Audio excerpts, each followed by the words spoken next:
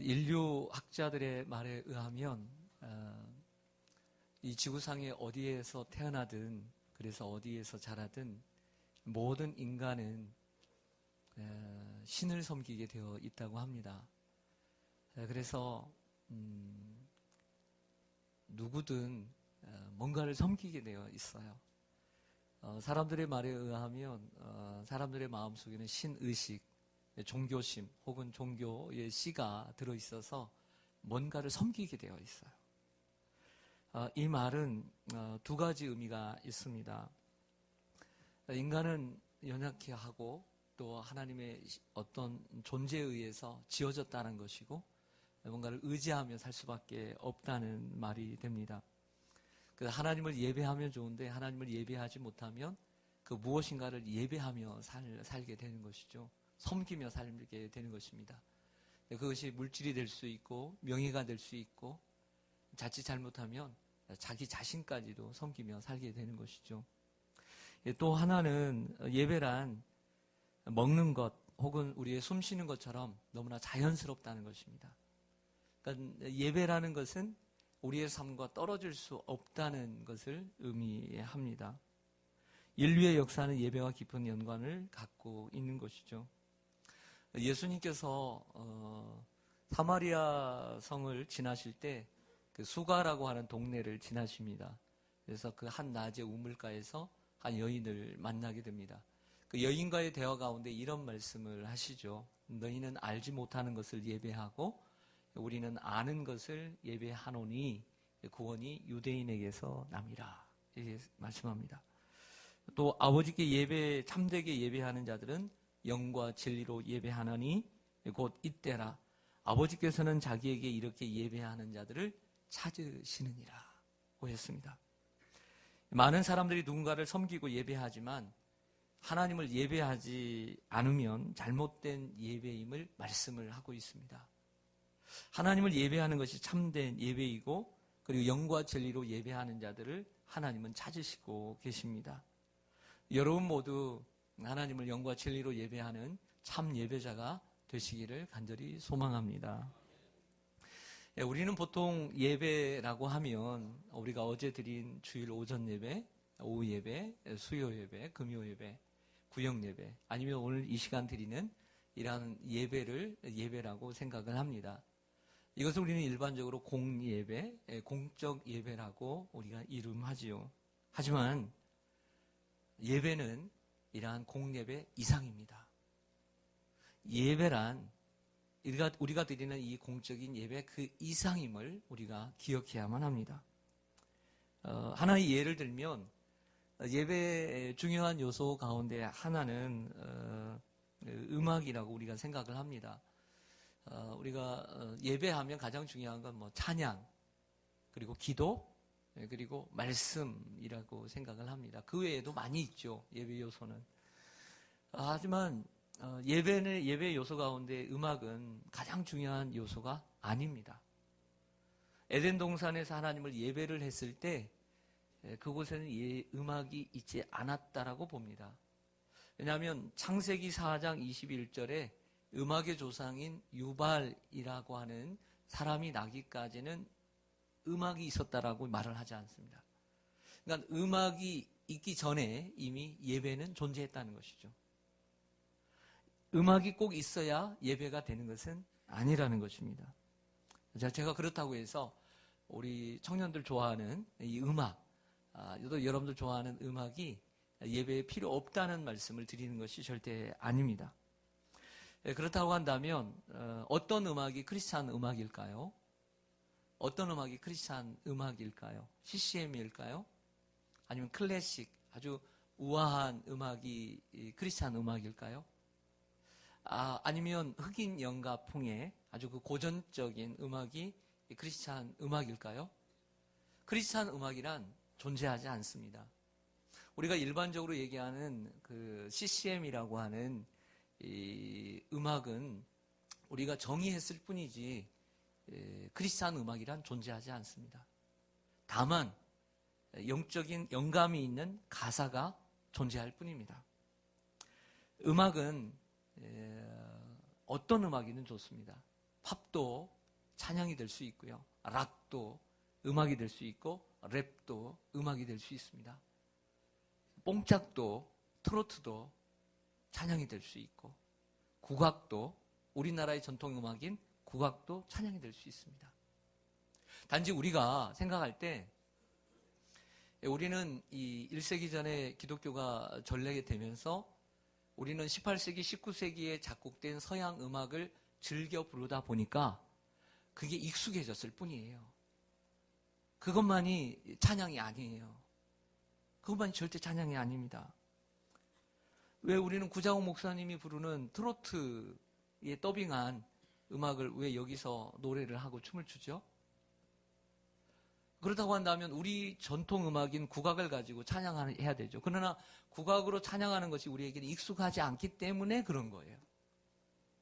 예를 들어서 아프리카에 복음을 전했습니다. 선교사님이 가셔서 그들이 복음을 받아들이고 찬양을 합니다.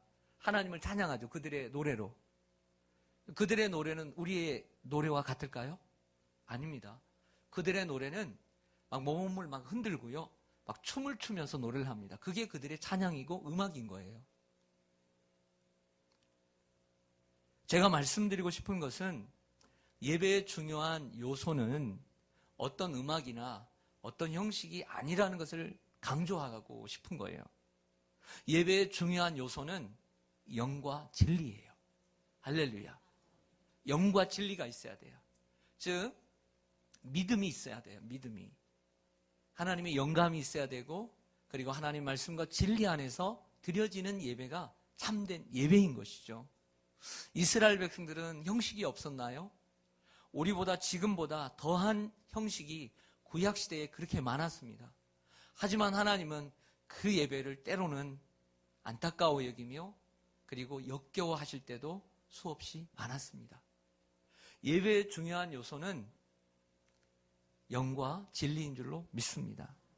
사랑하는 여러분, 예배란 예배의 정의를 말씀드리자면 예배란 하나님 앞에 나아가 하나님을 만나는 것입니다. 따라서 하겠습니다. 예배란 하나님께 나아가 하나님을 만나는 것이다.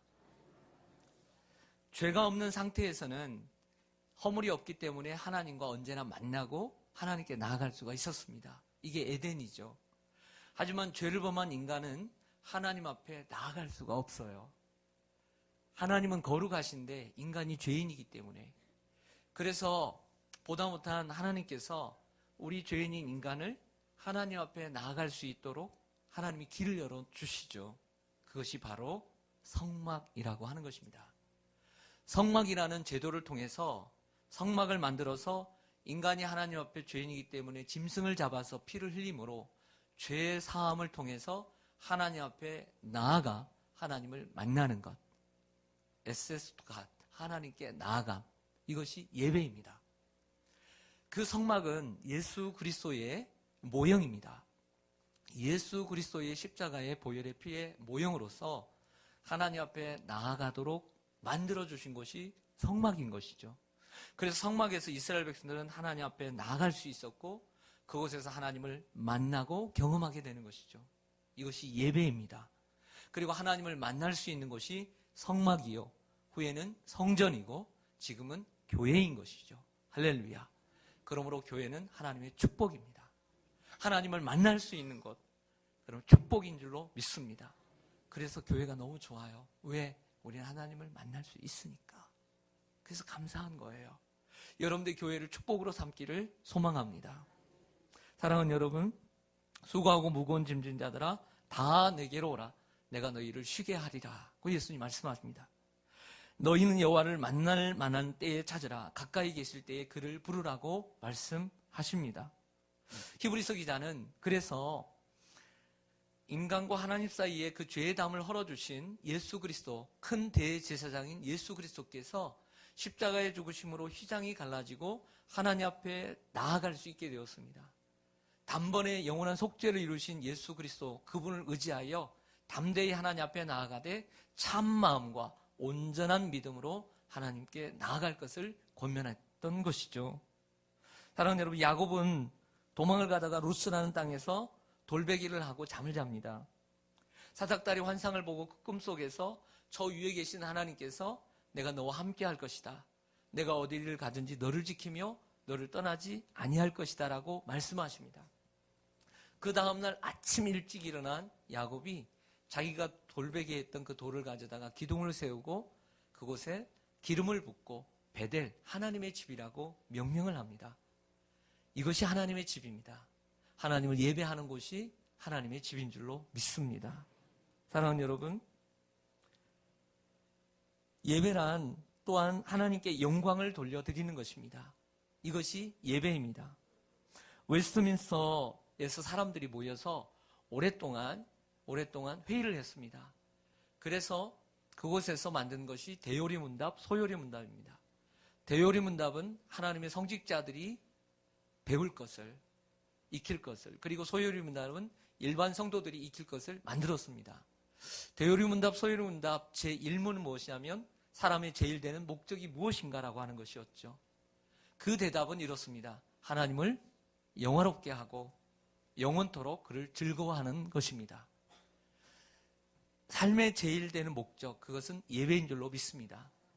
예배는 무엇이냐? 하나님을 영화롭게 하는 것이고, 그리고 영원토록 그를 즐거워하는 것이고, 그를 기뻐하는 것입니다.